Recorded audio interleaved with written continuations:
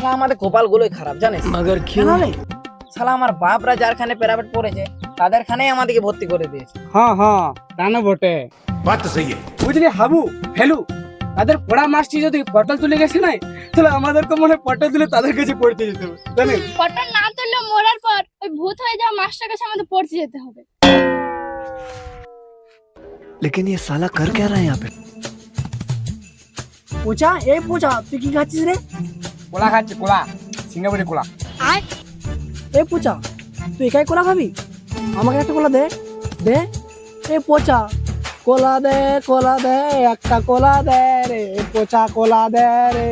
তোমার ফেলু বাবা কোলা খাবা কিনে তবে খাও, আমার কোলার দিকে কেন ডগবগে চাও ফেলু রে, আমার কোলার দিকে কেন ডগবগে চাও ফেলু রে, আমার কোলার দিকে কেন চিচার মতো চাও ফেলু রে। এই চুপ চুপ স্যার আসছে।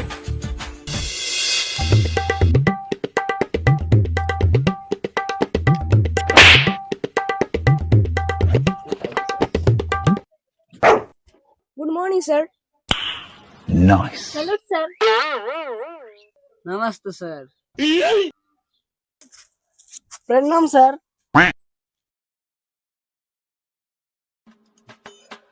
Good morning sir. আরে সবাই একদম চুপ। তোরা তো বদমাস কেন রে? তোর বাবা তো আমার কাছে পড়তো, কিন্তু তাও তত বদমাস ছিল না। আমি আসা মাত্র আমার কাছে তো বাবার আশীর্বাদ নিত। বলেন কি? এখনকার ছেলে পেলে কি হয়েছে কে জানে। প্রণাম স্যার, স্যালুট স্যার সব বলে। জানে স্যার, সব জানে। কি জানিস? আমার বাবা আমাকে সব বলেছে তারা কিভাবে আপনার কাছে আশীর্বাদ নিতে। বলি স্যার এখানে বলবো না, আমাদের ঘরে বলবো। সারা ছেলে আমার ধুতি খুলে দিত, সেটাও বেটাকে বলে দিয়েছি। না থাক, তোকে আর এখানে বলে সময় নষ্ট করতে হবে না, আমি পরে শুনে নেবো। আর শোন, তোদের আজ আমি এখন পরীক্ষার রেজাল্ট শোনাবো। তার আগে স্যার আমি একটা ম্যাজিক দেখাবো। কি ম্যাজিক? এই যে স্যার দেখুন, আমরা খাই কলা আর রাকেশের পকেট খাই খোসা। স্যার আমি কোলা খাইনি, পচা কোলা খেয়েছে, তারপর আমার প্যাকেট ভারী করে দিয়েছে। अच्छा। এখানে একদম নোংরা ফেলে করে দিলাম। ঠিক আছে, এবার তোদের পরীক্ষা ফল দেবো। কি কি ফল? আনারস আছে তো? আনারস খেতে আমার হেভি লাগে। স্যার এই বিকেল বেলায় ফল দেবেন? স্যার এই সময় পাপড়ি ছাড় দিলে বেশ জমছে। कौन है ये लोग? চুপ। কাল যে পরীক্ষা নিয়েছিলাম না, আজ তার নাম্বার দেখাবো। আফসোস স্যার। কি? তুই কি বললি? পরীক্ষা ভালো না যে রেজাল্টটা শুনতে আফসোস হবে কি? ফেলু ভুলভাল ইংলিশ বলে, ও ইংলিশে আফসোস বলতে চেয়েছিল। হ্যাঁ স্যার, রাকেশ ঠিক কথা বলেছে। আচ্ছা ঠিক আছে, শুরু করছি। Arunima set go. Abu come to me.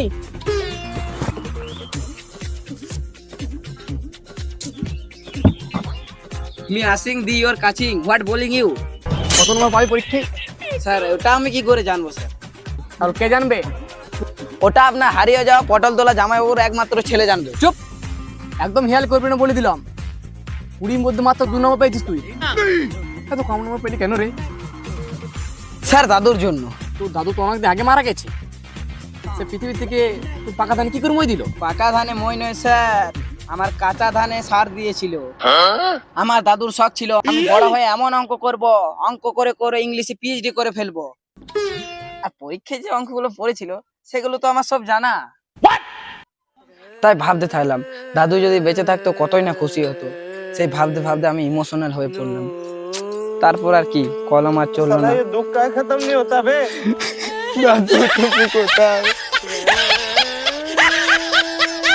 নাহলে যে অঙ্কগুলো আপনি এক্সামে দিয়েছিলেন না, চুটকি মেরে করে ফেলতাম সব। ফোড়ানো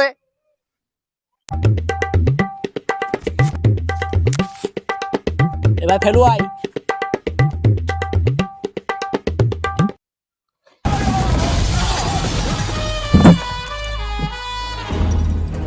কি লিখেছিস এগুলো? স্যার যা যা লিখতে দিয়েছেন সেগুলি লিখেছি। তুই তো সব প্রশ্নগুলো কপি করে দিয়েছিস। তুই তো 0 নম্বর পেয়েছিস রে। উত্তর লিখলিস কেন? স্যার আমার ডেসক্রিপশন হয়েছিল। क्या बात কি? कर रहे हैं? কি বলি তুই? ডেসক্রিপশন স্যার ফেলু ভুলভাল ইংলিশ বলে, ওটা ডিপ্রেশন হবে স্যার।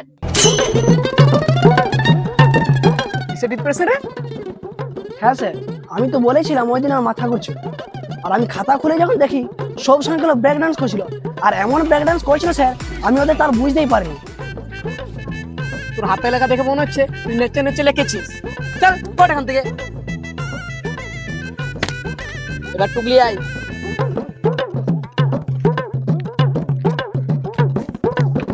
কি হলো? পরীক্ষা ভালো নম্বর পাস, কিন্তু তার মাত্র 4 নম্বর পেয়েছিস। মাত্র তো 2টো উত্তর লিখেছিস রে, বাকি কেন লিখলিনি? স্যার স্যার আমি ধোকা খেয়েছি স্যার। কার সাথে পরীক্ষা কি সম্ভব করে? হ্যাঁ স্যার, আমি যখন কলম বের করে লিখতে শুরু করি, কলমের নিবটা গেল ভেঙে। আমি আরেকটা কলম বের করে লিখতে শুরু করলাম, কিন্তু কলমটা সচ্ছিলই না। কলমগুলো আমার সাথে বেইমানি করলো স্যার। তারপর আমি আবার একটা কলম বের করি। এটা আমার জন্মদিনে হ্যাঁ আমার কাকার বাবার হবু নাচ জামাই দিয়েছিল, তাই আর ধোকা খাওয়ার ভয়ে লিখতে পারলাম না স্যার। কিন্তু আমি ছাড়তে পারছি না, কলমটা বের করে টেবিলে ঘষতে শুরু করলাম। কলমটা অনেক ঘষলাম অনেক, কিন্তু কিছুতেই সরলো না স্যার। তোর কাছে কাট পেন্সিল ছিল না? ছিল স্যার, পেন্সিলের নিবটা বের করার জন্য পেন্সিল ছিল, যন্ত্র দিয়ে ছুলতে থাকলাম। 1 ঘন্টা ধরে ছুললাম স্যার, কিন্তু যন্ত্রটা ভেঙে গেল, নিবটা আর দেখা পাইলাম না। পেন্সিলটাও আমার সহায় হলো না।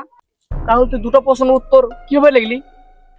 কলমটা যখন আমার সাথে বেইমানি করলো, পেন্সিলটা যখন আমাকে ধোকা দিল, আমি ব্যাগ থেকে কম্পাস বের করে কম্পাসের ডগা দিয়ে আঙুলে ফুটো করলাম এবং আমার শরীর থেকে রক্ত বেরোতে শুরু করলো। আমি সেই রক্ত দিয়ে প্রশ্নের উত্তর লিখলাম। যেই না 2টো উত্তর লিখলাম, সেই না আমার শরীর থেকে রক্ত বেরোনো বন্ধ হয়ে গেল। স্যার রক্তটা আমার সাথে বেইমানি করলো স্যার। চুপ, একদম চুপ। এইসব ইমোশনাল কথা বলে আমাকে ব্ল্যাকমেল করতে চাইছিস? যা, নিজের জায়গায় গিয়ে বস। Smoke weed every day. এই তো এবার এসছে আমার ক্লাস টপারের সোনা চাঁদের খাতা, যে প্রত্যেকটা পাস করে আমাদের মান ইজ্জত সব বাঁচায়। আমাদের সকলের প্রিয় রাকেশ। রাকেশের তরফ থেকে আমাদের সকলের জন্য একগুচ্ছ কাশফুলের শুভেচ্ছা। রাকেশ, তুই 20 মধ্যে 18 পেয়েছিস, কংগ্রাচুলেশন। আয় বাবা আয়, তুই বুকে আয়। একটু সবাইকে জানিয়ে দে তো তুই কিভাবে পড়াশোনা করিস। স্যার আমার কাছে নাম্বার তো নাই, নলেজটাই বেশি ইম্পর্টেন্ট। अच्छा মাই ডিয়ার ক্লাসমেট, তোরা যখন ফেসবুকে একের পর এক রিলস দেখতিস, তখন আমি অঙ্কের সাথে কুস্তি লড়তাম। তোরা যখন বাথরুমে বসে গান করতিস, তখন আমি অঙ্কের সূত্র মুখস্থ করতাম। তোরা যখন রাত্রিতে ঘুমাতিস, তখন আমি উপপাদ্য মুখস্থ করতাম। Rakesh, what are you doing? According to you, we are not mehnat করিং, we are কেবল রিলস দেখিং, we are বুদ্ধিমান and ফাস্ট গ্রো। চুপ, যা বস। এর কাছে তোকে আর বেশি জ্ঞান দিতে হবে না, যা বস।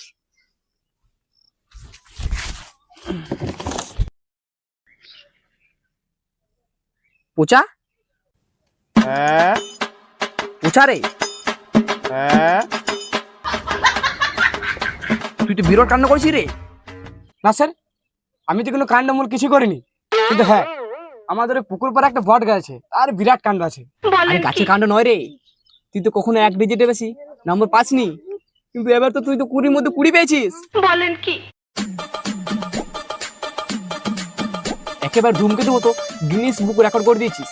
How it's possible? এই নাম্বার আমি খুব তপস্যা করে পেয়েছি স্যার। বেশি বক বক না করিয়া কাজ থেকে নকল করলে সেটা বল। मैं नहीं না স্যার, আপনার দিকে বলছি, আমি কারুর নকল করিনি, আমি কারুর নকল করিনি স্যার। তাহলে তোর এই সফল স্ট্র্যাটেজি কি বোঝা? শুনবেন? শুনুন তাহলে স্যার। পরীক্ষার 2 দিন আগে আমি অঙ্ক করতে বসলাম। अच्छा অঙ্কগুলো দেখেই মনে হলো এগুলো ডুপ্লিকেট, ठीक है তাই আমি অরিজিনাল খোঁজে বেরিয়ে পড়লাম। समझ गया আফগানিস্তান, বাংলাদেশ, নেপাল, চীন, কিন্তু কোথাও অঙ্ক আর খুঁজে পেলাম না। তারপর নেপালের জঙ্গলের মধ্যে দিয়ে পৌঁছে গেলাম মাউন্ট এভারেস্টের চূড়ায়। সেখানে 800 বছর পুরনো একটা সাধু অঙ্ক স্যার পরমানন্দ পরপজি বাস করতেন। গুহাতে ঢুকতেই তিনি আমাকে সেলুট দিলেন এবং দ্রুত চা জলের ব্যবস্থা করলেন। দ্রুত আমার সমস্যা জেনে কুইক সলিউশন দিলেন। আমায় 3টি মন্ত্র জপ করতে বললেন, তাতে 100% নাম্বার পাওয়া যাবে। কি মন্ত্র? মন্ত্র নাম্বার 1। এই মন্ত্র শুনলে নাম্বার হবে চমৎকার। ফেল করা বন্ধ, শূন্য হবে না আর। অঙ্ক করো হাসি দিয়ে, অঙ্ক নয় বেশা। স্যার ধমক দিলে কান ফেটে হয় স্যার। গণিতে যদি ফাঁকি দাও, স্বপ্ন ফেল দেখা পাও। গুণ ভাগে যোগে রাখো প্রেম, শূন্য নাম্বারে হবে ছেলে। মন্ত্র ছি, অঙ্কের খাতা খুলো ভরে, নইলে সে কান টানবে জোরে। সূত্রে যদি খুশি থাকো, তাহলে রেজাল্ট পাবে গোল্ডেন লাখো। হাই বন্ধুরা, যদি আমাদের ভিডিওটা ভালো লাগে থাকে তাহলে সাবস্ক্রাইব করে দেবেন।